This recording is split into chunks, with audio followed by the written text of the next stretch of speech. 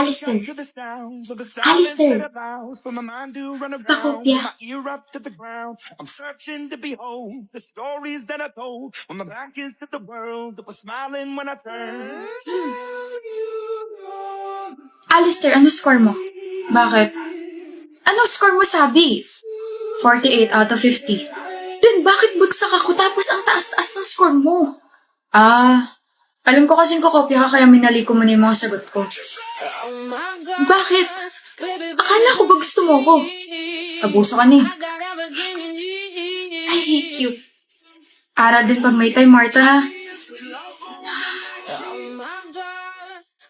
Sam, ikaw ba yan? Rachel?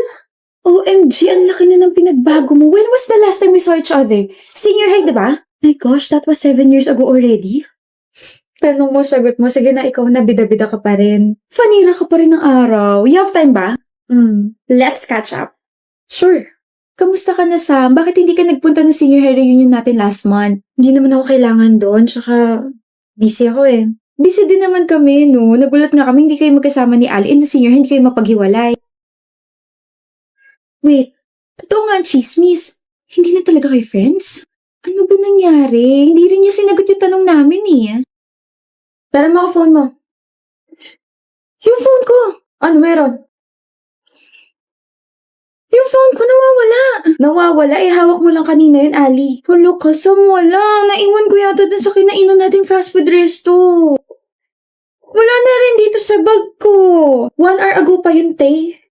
Balik tayo. Bakit tayo babalik? Nasa akin naman.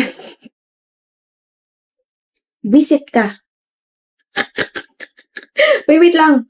Ang dami pala nagagandahan kay Ali, no? Most of the boys sa section natin nagagandahan sa kanya. I mean, what's so special about her? Honestly, napapangitan ako sa kanya. Pag-untugin ko kaya kayong dalawa. Sam, ang bait niyo sa harap niya tapos ganito kay behind her back. Staplerin ko kaya yung mga bibig niyo. Tignan niyo nga yung sarili niyo sa salamin. Mahihiya yung kulangot ni Ali sa kapangitan ng ugali ninyo, mga pangit.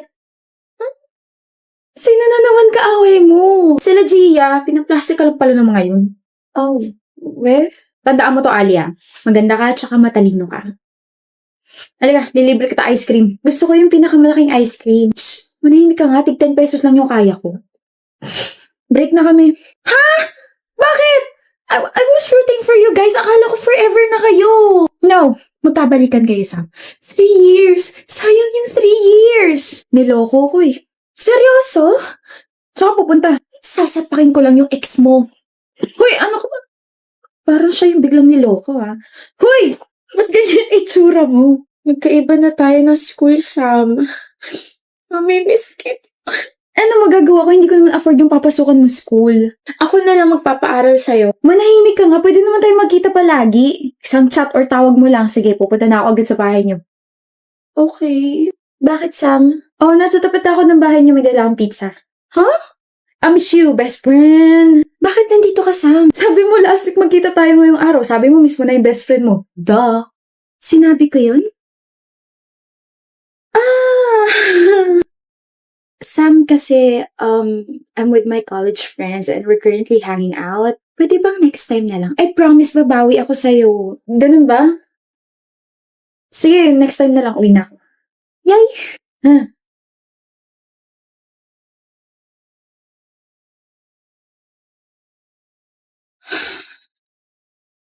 Hoy, Ali, sino ba yan? Wala. Wala to. Shut mo na. Akala ko ba nasa Baguio siya with her family? Sana sinabi niya na lang yung totoo.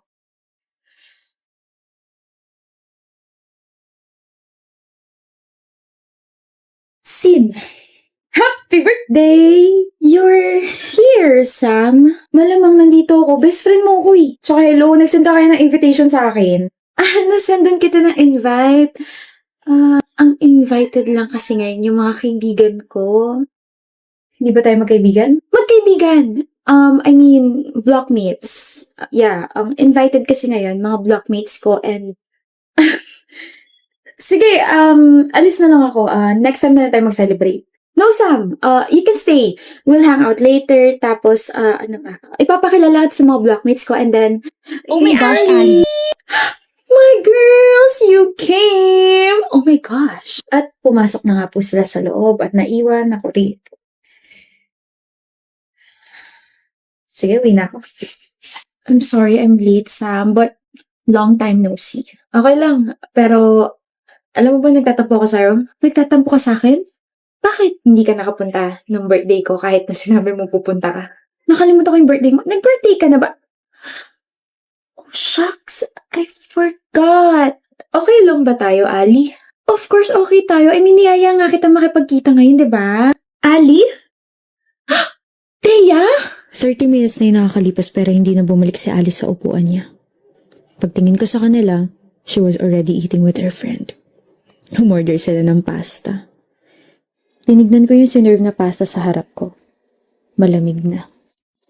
And that hit me. We don't have anything in common anymore. We're not on the same page anymore. Hindi ako galit.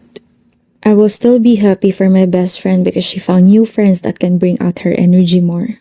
I will just sit here, eat my pasta, and when I get home, I'll think about our high school memories and will treasure them forever. Sam! I said, ano ba nangyari sa inyo ni Ali? Nothing happened. We just, grew apart. That's all? That's all. Kaya huwag ka ng chismosa dyan, kain mo na lang yung pagkain mo. Damot sa information. Nanalo tayo, Esther. What if mag-celebrate tayo? Ayoko, ikaw na lang. Minsan lang, dali na mag-celebrate na tayo. Oh, Esther, okay ka lang? Ano ba? Ano bang problema mo? Esther, kumain ka na. Ano, Esther, hindi mo pa rin ako papansinin?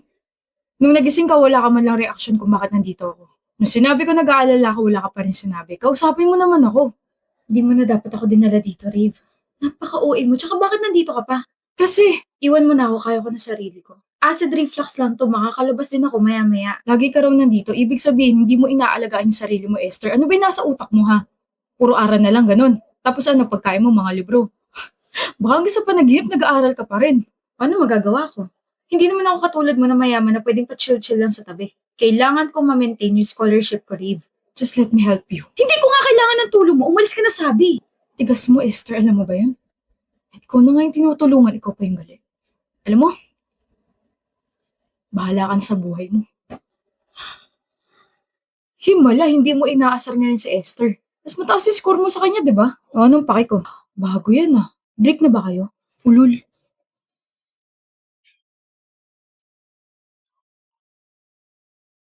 Esther, tumawag kayo ng ambulansya.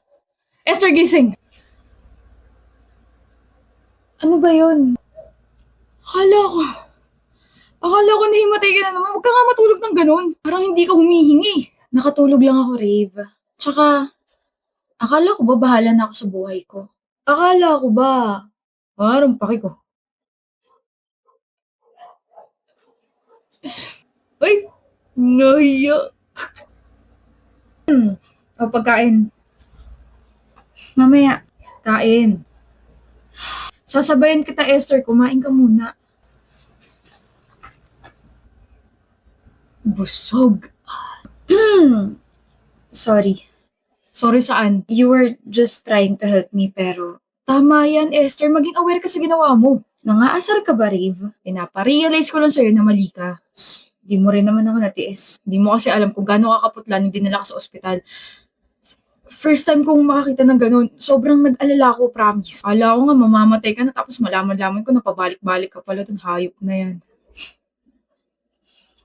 Ganito pala yung feeling, no? Na may nag-aalala sa'yo. How about your parents? Parents? May mga sariling mundo yun. Sugal ang mundo ng mga yun. Naawa ka? Hindi. Bakit natahimik ka? Iniisip ko lang kung paano ko sasabihin na kung hindi mo kayang alagaan yung sarili mo, edi ako na lang gagawa nun. Nga pala, bakit mo ako tinutulok pala yung nasa ospital tayo ha? Sungit-sungit mo. Ayoko kasing ma-attach sa isang tao. Okay, hindi ako komportable. Babaguhin natin yan. Wala ka nang kawala, Esther. Hindi kita lulubayan. Ako na mag-aalaga sa'yo eh. Anong ginagawa mo rito sa tapat ng bahay namin? I'll be fast. Gusto ko lang ibigay sa mga to. Ano to mga to? Isang paper bag, nandiyan lahat ng mga ginawa kong reviewers for our upcoming exam week. Alam ko meron ka na, pero mas makakatulong kung babasahin mo rin yung akin para mas lumawak yung understanding mo. Oo na, ikaw na mas matalino sa akin. Matagal ko na tinanggap yun.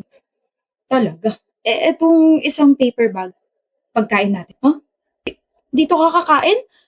Bawal. Hindi, hinatid ko lang, tapos pagka-uwi ko, makikipag-video call ako sa'yo para sabay tayo kumain. Kung okay lang din, sabay na rin tayo mag-aral. What do you think? I think kailangan mo nang umuwi.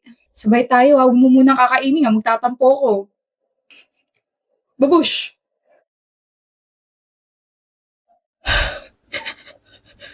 Rave. May I take your order, ma'am? Mamaya na lang po, may inaantay pa kasi ako eh. Okay po. Thank you. Mal! Rave, hinaan mo nga yung boses mo, nasa restaurant tayo. Bakit ba? Excited ako makita ka eh. Ikaw ba, na-excite ka?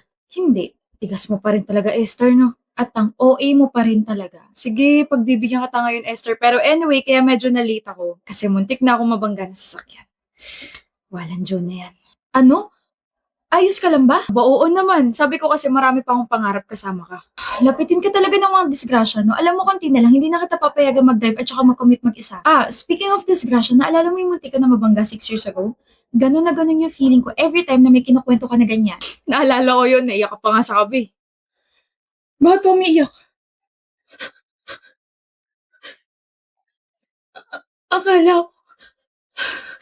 Akala ko nabunggo.